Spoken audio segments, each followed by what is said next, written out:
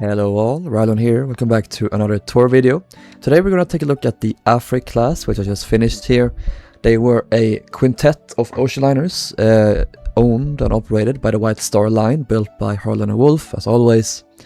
They were more commonly known as the Jubilee Class, even though that's not really supported if you look at like what they were actually referred to back when they existed and sailed.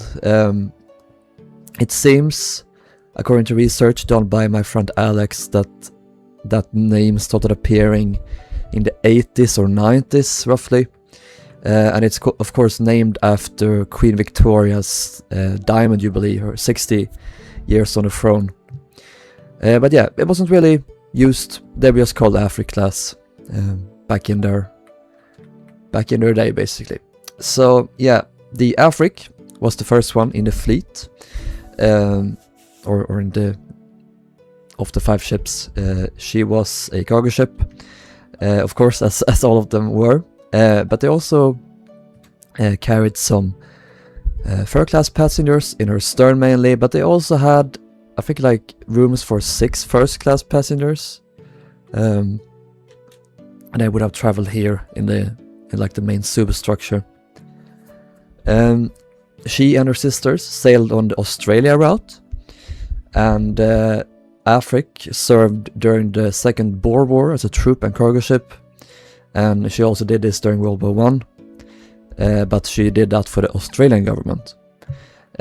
During the war, she was torpedoed by the German U-boat UC-66, 1917. 22 people were killed.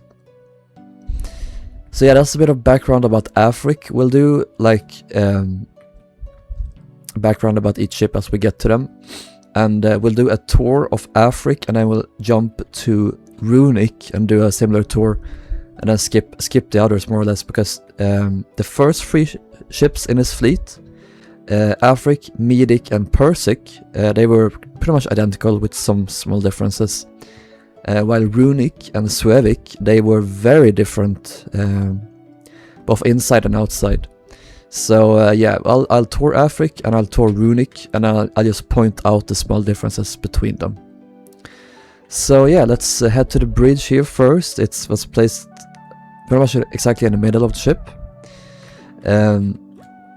Flying bridge here. I'm just gonna drag down the render distance a bit. It's lagging too much. There we go. Yeah, flag bridge here, the same configuration as all White Star liners up to this point.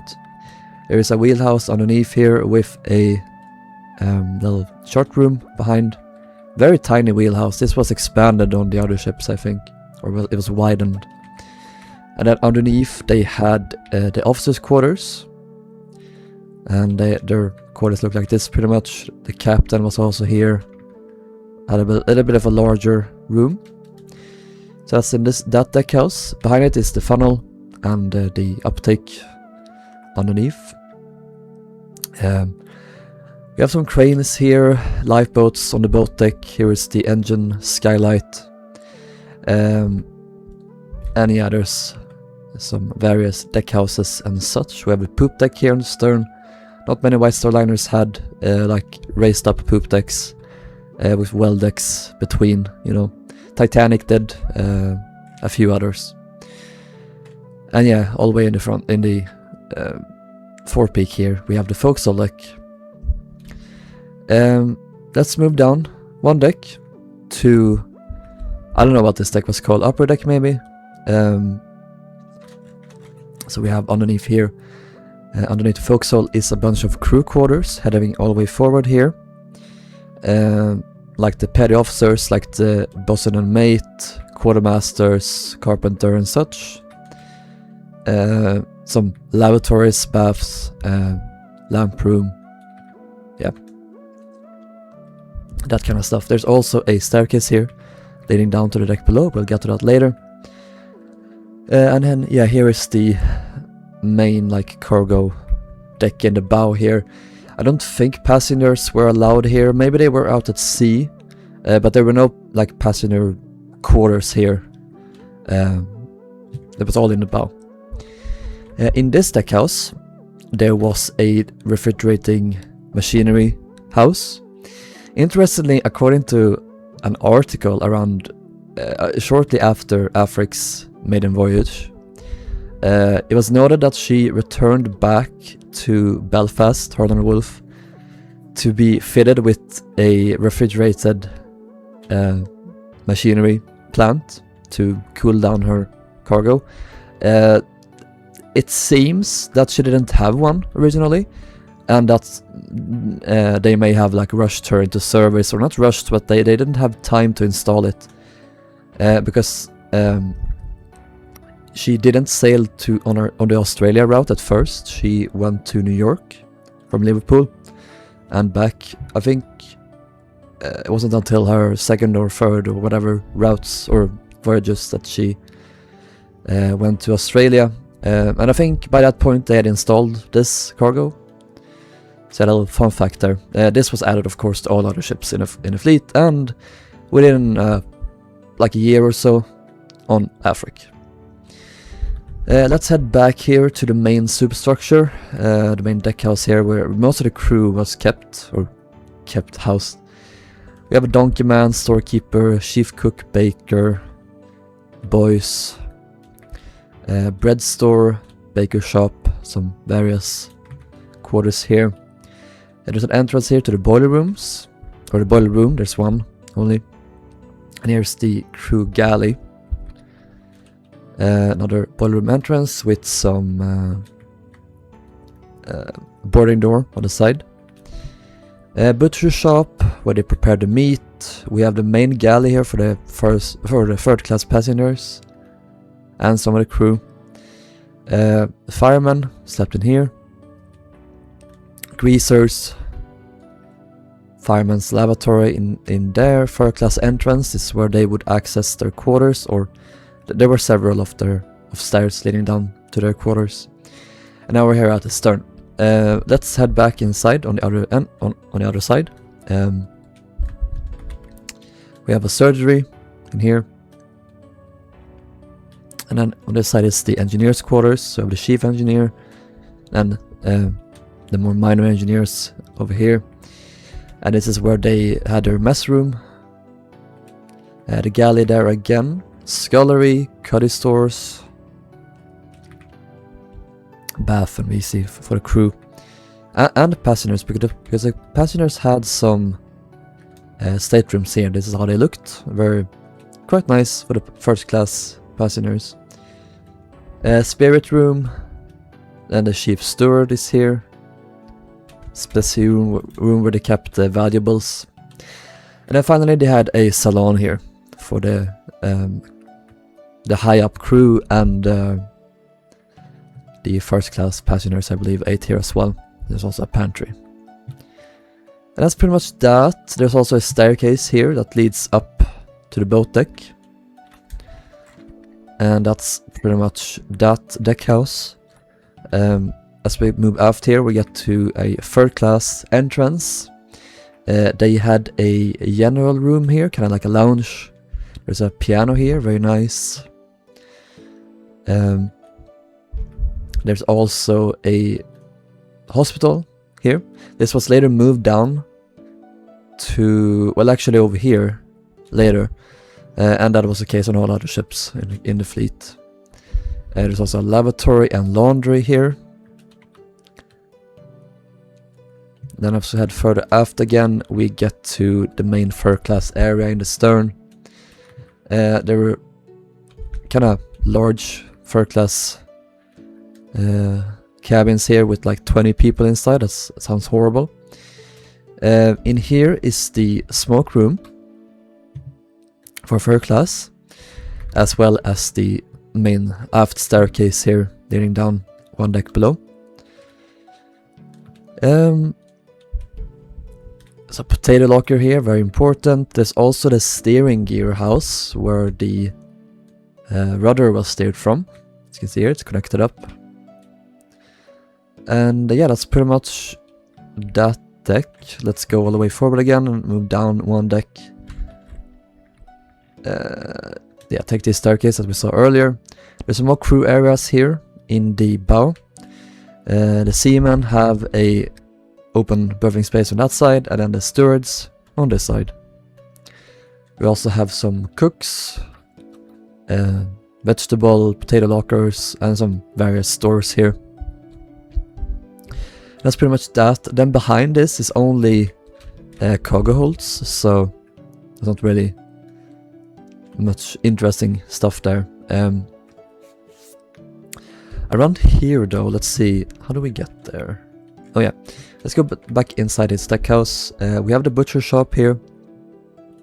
There's also a staircase leading down to some food stores. So we have the meat room, we have the milk room, and we have some vegetables here. So more vegetables. There's a lot of vegetables and potatoes in these ships. And yeah, further aft here we get to the Fur class areas. So let's take this staircase down here. So they were not too bad. These areas, they had a wash basin and beds in each. All of these cabins here had a maximum of like 6 beds in each, so it's not too bad. But yeah, lots of cabins, and then in the middle here we have the dining room. So yeah, quite nice. At least it's paneled, unlike Titanic. And then there's a small pantry here where the food was prepared. And then aft here is more cabins. And then the aft staircase here with a store in the end. And then below this is just cargo holds. You can't even see here, it's so dark. But yeah, cargo holds all the way down to the tank top. Let's check out the boiler and engine rooms, and that's pretty much that for this lovely little boat. What if you could hear my snapshot there? Yeah, boiler room. There were 4 double-ended boilers here. There's also one single-ended one here. This is more like a donkey boiler that powered all of the deck machinery while the ship was in port. There are some coal bunkers here. There's a lot of coal bunkers on the Afric class because they traveled a long way, so they needed a very large, a lot of space for coal, basically. There's also an access to a cargo hold here. I think this is where they could keep some extra coal if needed. And then if we head aft, we get to the engine room. It's the same as all my other engine rooms so far, so it's not that interesting. And it of course leads all the way up here again. There's some electric engines there. And then we have some shaft alleyways leading back with the propeller shafts, I guess, into their propellers here. And that's pretty much Afric. So yeah, let's head back, or over here, to the Medic. Medic of 1899 was the second ship in her class. She was likely named for Media, the Iron Age region in Iran. I also should say Afric is pretty obvious what she was named after. Medic would serve in the Second Boer War and World War I, like Afric, but she actually survived. She was sold by White Star in 1928 to AS Hector of Norway, and she was renamed to Hectoria. She was serving as a whaling ship from there on. During World War II, she served as an oil tanker, but she was torpedoed by U-211, a German submarine, and then again by the U-608, and that led to her sinking and one guy dying. And she was the longest surviving member of her class. She was almost identical to Afric, except that they actually finished her refrigerated machinery inside here, and then on this side as well. Some tanks and such. I don't understand it, but it's fancy equipment. They realized pretty quickly that they needed more lifeboats, because Afric only had, 6 lifeboats originally. So they added 1, 2, 3, 4, 5 and 6 boats more, so they have a total of 12 boats. See on this deck house, and then they added this little structure here for the boats here in the bow, as well as 2 boats here on the poop deck. So that is that. Other than that, I think that's... Oh yeah, they also widened the wheelhouse a bit, so it's 2 blocks wider in my scale here. But yeah, other than that, I think they're pretty much the same. And that was also the case for Persic over here. She was probably named after Persia, which is a different name for Iran. She was launched in 1899 as the 3rd member of her class. She served during the Second Boer War and World War I like her sisters. She was actually torpedoed during World War I, but she survived. And she was scrapped in 1927. The only difference with her, as far as we know, is that they added a little, like a new chart room up on the flying bridge here. So I don't know, maybe they had 2, or I think this was turned into like one of these was a navigation room and one of them was a chart room. I don't really know what the difference is. I think the navigation room might be the captain's personal one. I think that's at least how it was on Titanic. But yeah, I'm not sure. Other than that, they're the same. Here is the Runic, the second Runic actually. There was a previous Runic, the sister ship of the Suevic. The second Runic here was launched in 1900 as the 4th member of the class. Although it is almost a stretch to call her a member of the class because she was so different in many ways. She was probably named after the first Runic of 1889. And of course she was noticeably different because she had her bridge located further forward here, because the crew complained about visibility, I think. So this is the old deck house for the officers' quarters. This instead became a writing and reading room for 3rd class, and I assume also 1st class passengers. They kind of had the same public rooms.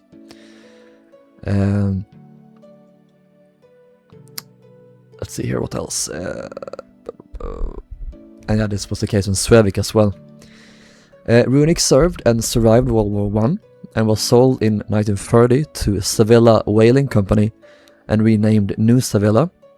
She survived through World War II, but was torpedoed in 1940 by U-138, which killed 2 people. Some more differences here with Suevic. There is a new deck house added here, underneath the bridge here. The officers' quarters is the same as is the bridge. But yeah, we have a deck house here. This is where the petty officers were relocated to. Previously they were of course housed in the bow here underneath the forecastle, but that was changed here. They were moved up. Also the cooks and stewards were kept up here now. There's also some vegetable and potato lockers on the sides here instead. This entire area actually in the bow was completely cleared out and turned into a cargo hold, so yeah, that was quite a bit different. It was quite the same here with the underneath the forecastle, except that the stewards were now housed here. Or actually this was the seaman's quarters. Yeah. Other than that, it's pretty much the same though, underneath the forecastle. Nothing changed here.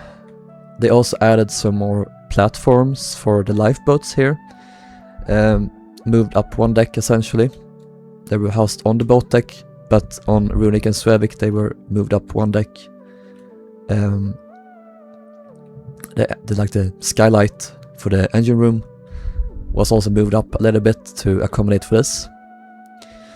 And then here in the stern you see that they enclosed the, I guess, aft well deck you can call it, like this deck. The poop deck was essentially extended and connected to the superstructure here. So it's one continuous deck all the way forward to that point. This meant even more third class space underneath. The third class general room was moved up to this deck, and it was enlarged. It's very open like this. There was still a piano here, of course, though.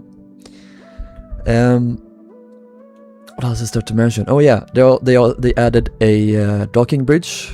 One of these. I don't know why they didn't have that on these ships. I think it was because this deck was already raised up, and the third class wouldn't really be allowed up here while they were in port. So the times they would have needed to navigate the ship from the stern, they could just like bar third class passengers from getting up here, and yeah, they had a deck for themselves.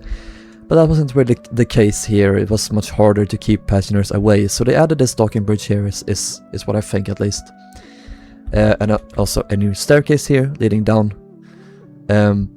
We'll get to the deck below in a bit. The main crew quarters remained the same. It went to about here. This is the same, just that it's enclosed now. They added some boarding doors on the sides here, around this area. And they also moved the third class dining saloon up to this deck.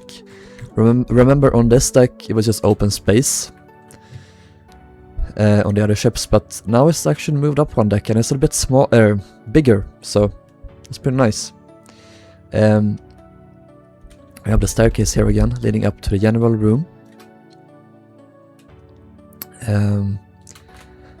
They even had some tables up here on the hatch itself, which I think is pretty funny. Flying very fast here, sorry. This area was very similar, except they didn't have as many beds in each of these cabins anymore. I think they realized that it's nicer to have a little bit more private, I guess. The hospital here was in this area instead of, yeah, over there.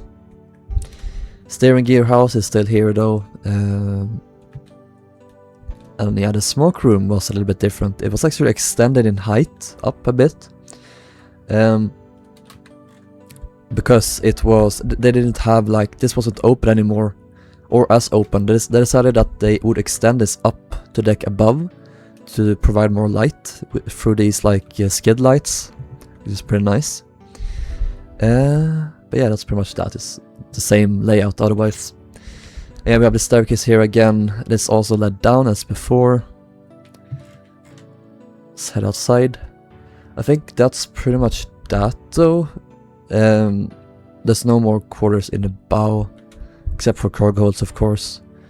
So we'll just go down one deck here with third class here to the middle deck.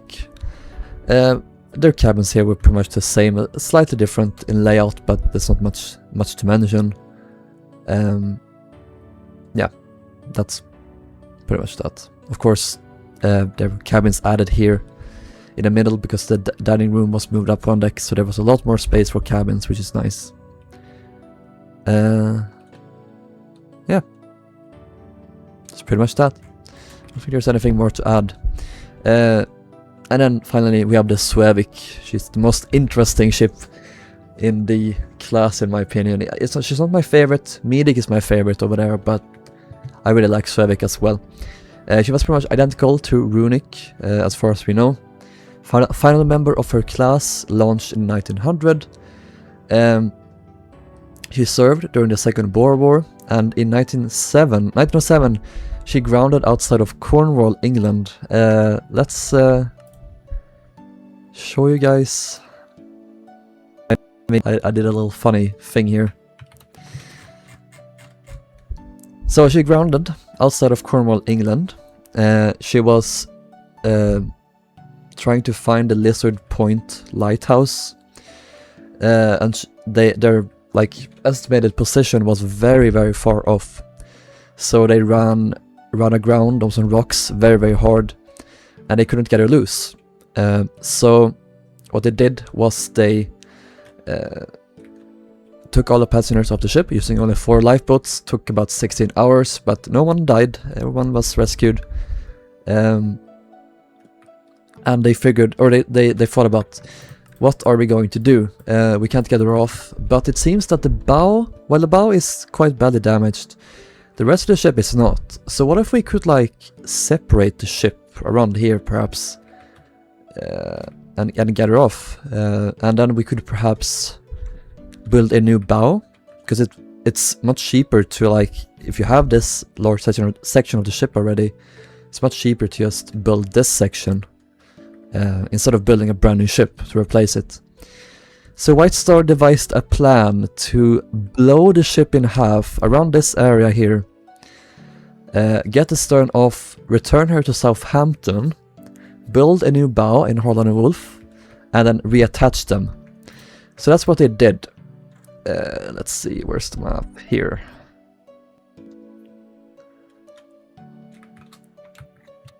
They blew the ship in half, like this.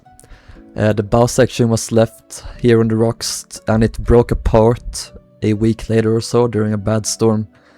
Like, ships are not supposed to be stuck here, and when they are at the mercy of the sea, they get broken apart very quickly, like you probably know with the SS America, by that point known as the American Star. She broke in half like a couple of days or hours after she grounded.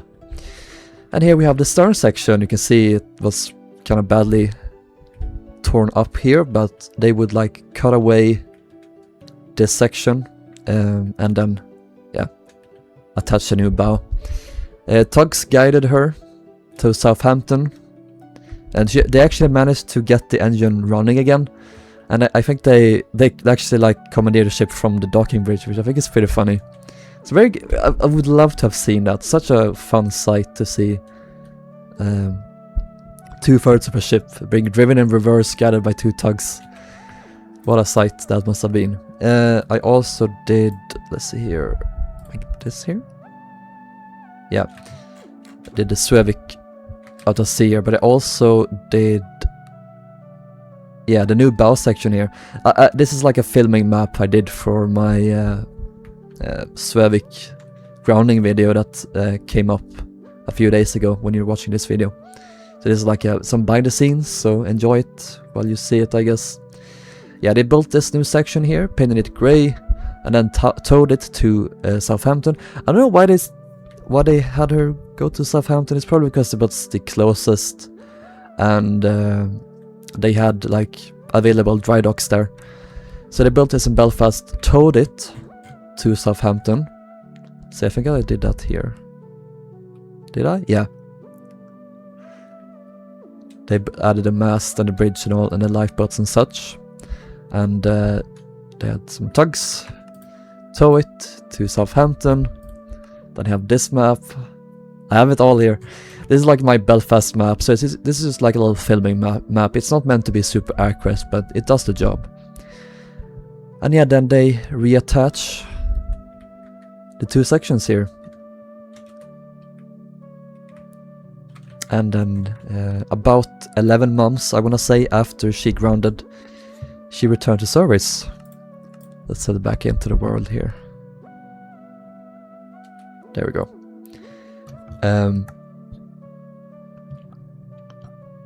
She returned to service in January 1908.